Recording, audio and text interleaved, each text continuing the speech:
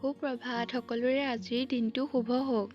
আহক কেইটামান মহৎ লোকৰ বাণীৰে আজিৰ দিনটো আৰম্ভ কৰোঁ।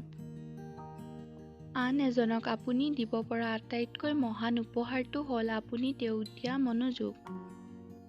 কোনোবাই তোমাক অসৎ ব্যৱহাৰেৰে অপমানিত কৰিলে যদি তুমি সেইজনক সৎ ব্যৱহাৰ কৰা, তেন্তে এদিন নহয় এদিন তুমিও সেইজনৰ পৰা সৎ ব্যৱহাৰ পাবা। আপুনি আপোনাৰ শত্ৰুক ক্ষমা কৰি দিয়ক, কিন্তু তেওঁলোকৰ নাম সদায় মনত ৰাখক।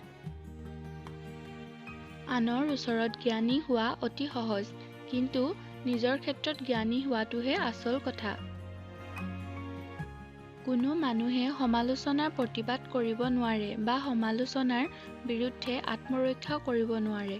সমালোচনা হৈ থকা স্বত্বেও মানুহে নিজৰ কাম কৰি গৈ থাকিলে সমালোচনাই এদিন নিজে নিজে সেও মানিব। সৰু বুলি কাকো অৱহেলা নকৰিবা। তুমি সৰু বুলি ওলাই কৰা বস্তু এটাই তোমাক কেতিয়াবা বিৰাট সত্যৰ সন্ধান দিব পাৰে। নীৰৱতা হ'ল জীৱনৰ এক অমূল্য বস্তু, যাৰ ভিতৰত বহু বস্তুৱে জন্মলাভ কৰে। জীৱনটো এক মহৎ উপহাৰ। যিসকলে জীৱনক ভাল নাপায় সেইসকলে এই উপহাৰ গ্ৰহণৰ উপযুক্ত নহয়। নিজক সদায় আনন্দত ৰাখিবা। আনন্দময়, উৎসাহী আৰু শক্তিমানৰ কাৰণেহে জগতখন। দুৰ্বল, নিৰুৎসাহী মানুহৰ বাবে নহয়।